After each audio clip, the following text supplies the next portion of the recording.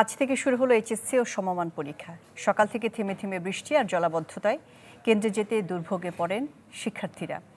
বন্যা পরিস্থিতিতে সিলেট বিভাগের পরীক্ষা শুরু হবে আগামী ৯ জুলাই থেকে। নগদের কাছে সব গ্রাহকই প্রিয়, তাই তো সারা দেশে ক্যাশ আউট চার্জ সবচেয়ে কম। বৃষ্টির পূর্বাভাস ছিল, কিন্তু কে জানতো পরীক্ষা শুরুর ঘণ্টা দুয়েক আগে থেকে নামবে অঝোর ধারা। তাই কেউ রেইনকোট গায়ে, কেউ ছাতা মাথায়, আবার কেউ ভিজেই পরীক্ষা কেন্দ্রে আসেন। সাথে ছিলেন অভিভাবকরাও।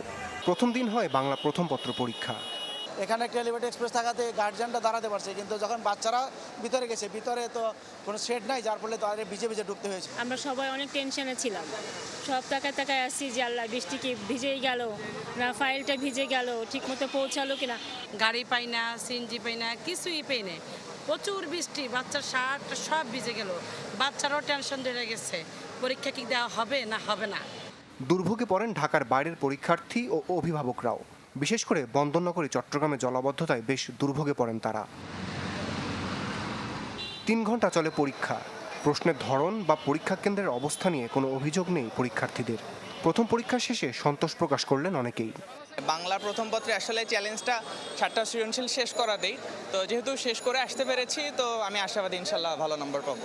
যা ভাবছিলাম প্রশ্ন অনেক কঠিন হবে, পড়া হয়েছিল কঠিন করে, কিন্তু এতটা কঠিন হয়নি প্রশ্নটা। বর্ষাকালে যে পরীক্ষাটা হচ্ছে এটা অনেক দুর্ভোগ হয়ে যাচ্ছে শিক্ষার্থীদের জন্য। এদিকে পরীক্ষার ঠিক আগ মুহূর্তে প্রবেশপত্র হাতে পেয়ে পরীক্ষা দেন ঠাকুরগাঁওয়ের রুহিয়ার 33 শিক্ষার্থী। রুহিয়ার ডিগ্রি কলেজের এই পরীক্ষার্থীদের ফর্ম পূরণের টাকা নিয়ে লাপাত্তা হন ল্যাব অ্যাসিস্ট্যান্ট। পরে বোর্ডের হস্তক্ষেপে পরীক্ষার আধা ঘন্টা আগে প্রবেশপত্র হাতে পান তারা। গতকালকে যা অবস্থা ছিল, আমি এডমিট হতে পারিনি, পরীক্ষা দিতে পারবো কিনা সেটা জানতাম না। 10টার দিকে আমাদের পরীক্ষা, 10টার আগে আমরা এডমিট হাতে পাইছি। আর ময়মনসিংহের ভালুকা একটি কেন্দ্রে অসৎ উপায় অবলম্বনের দায়ে 10 পরীক্ষার্থী ও 1 শিক্ষককে বহিষ্কার করা হয়। পূর্ব ঘোষণা অনুযায়ী বন্যা পরিস্থিতিতে সিলেট বিভাগের পরীক্ষা শুরু হবে আগামী 9 জুলাই থেকে। সম্ভাব্য বৃষ্টি, বন্যার কথা মাথায় রেখে সিদ্ধান্ত হয়েছে আগামী বছর থেকে সব বোর্ডের এইচএসসি পরীক্ষা এগিয়ে আনার। উচ্চ মাধ্যমিক পরীক্ষাটা আগামীতে আমাদের এই এপ্রিলে নিয়ে আসার পরিকল্পনা করছি আমরা, যাতে করে আমাদের এই বৃষ্টির সময়, বন্যার সময় পরীক্ষাটা শুরু করতে না হয়। একসাথে আমরা সারা বাংলাদেশের 11টি শিক্ষা বোর্ডের একদিনই আমরা রেজাল্ট প্রকাশ করব। এবার 14,50,000-এর বেশি শিক্ষার্থী অংশ নিচ্ছে উচ্চ মাধ্যমিক পরীক্ষায়, যা গেল বছরের চেয়ে 91,000-এর বেশি। রমিজ হুসাইন, চ্যানেল 24, ঢাকা।